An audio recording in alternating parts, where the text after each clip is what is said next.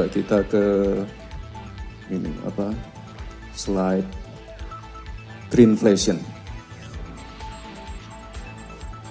Ini pernah ramai pada waktu debat Pilpres. Jadi saya yakin teman-teman di sini sudah tahu banyak negara-negara besar di dunia yang saat ini terdampak perubahan iklim karena pemanasan global. Ada bencana kekeringan ekstrim,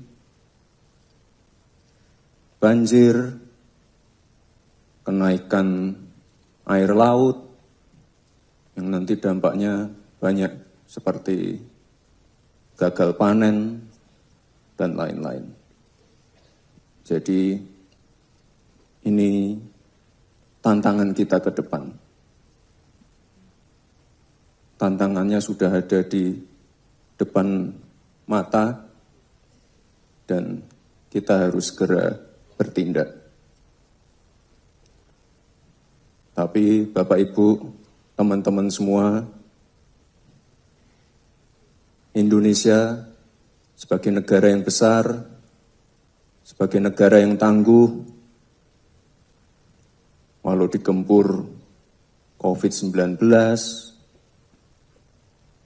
resesi global, konflik geopolitik, perang dagang, perang tarif, pertumbuhan ekonomi kita tetap resilient di angka 4,7-4,8% di kuartal pertama.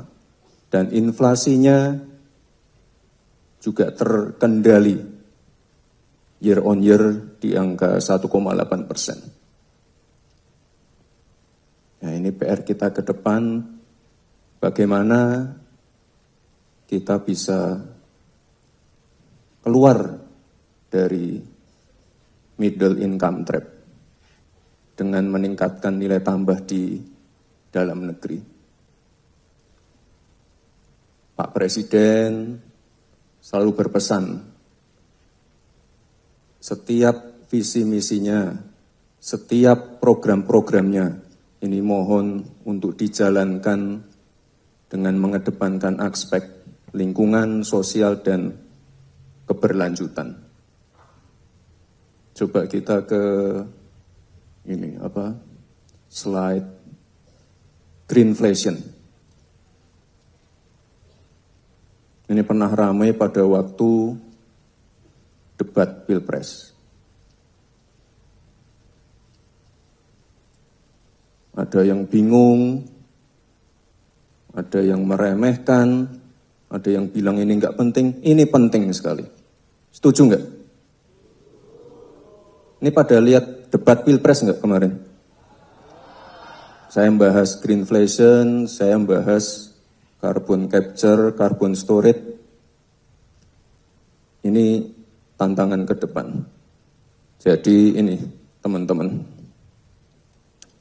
kalau kita lihat di negara-negara besar,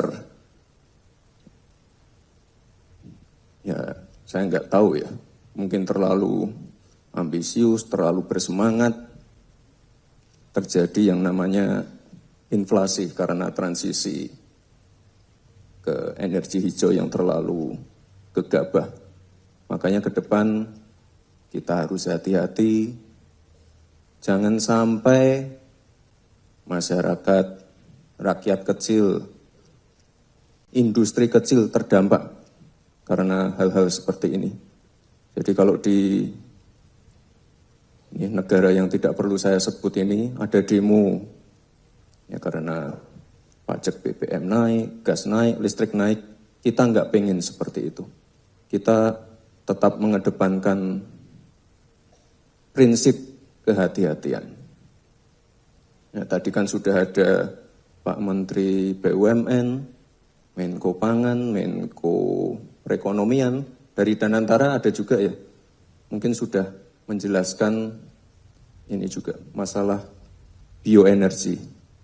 Jadi tantangan ke depan kita tidak boleh lagi ketergantungan dengan energi fosil.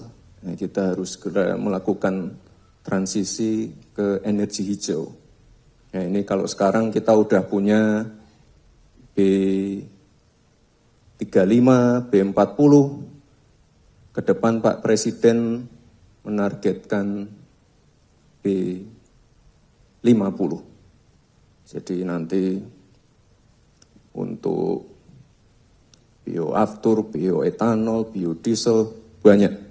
Dan potensi bioenergi kita besar sekali. Ini mencapai 57 gigawatt.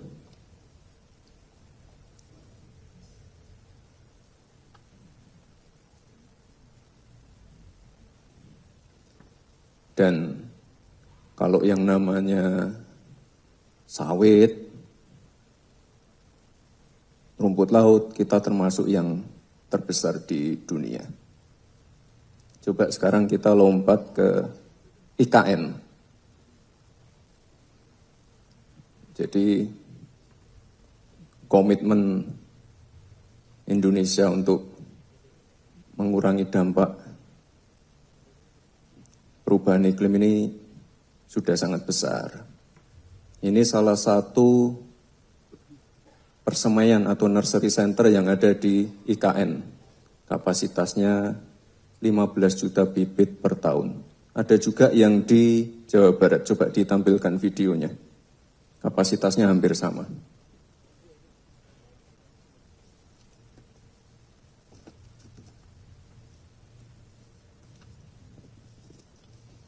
Nggak ada suaranya ya. Jadi intinya kalau di total semua seluruh Indonesia kita punya 83 juta bibit per tahun untuk nursery. Jadi ini kembali lagi ke IKN. Dulu tuh banyak sekali hoax-hoax tentang IKN. Jadi apa? Oh, bangun istana di tengah hutan, membabat hutan. Itu salah ya. Udah tahu yang benar gimana? Itu di sana itu ada hutan produksi eukaliptus yang memang setiap 6-7 tahun itu memang dipotong. Jadi sekarang kita bangun IKN di sana, terus akan kita kembalikan lagi ke ini apa? Ya sebagai hutan heterogen dengan pohon-pohon endemi asli Kalimantan. Ya, ada pohon ulin, meranti, lalu ada pohon tengkawang. Jadi ini apa yang sudah dilakukan saya kira sudah on track. Lalu masalah kebakaran hutan. Sudah sangat berkurang sekali dibandingkan 10 tahun yang lalu. Pengurangannya sampai 85%. Ini mungkin masih ada beberapa titik rawan, titik-titik yang kebakaran. Mungkin hari Senin saya ke Riau untuk mengecek kebakaran hutan di sana. Lalu kita punya hutan mangrove terbesar juga di dunia. Dan ini penting sekali karena penyerapan CO2-nya ini 5 kali lebih dari hutan tropis.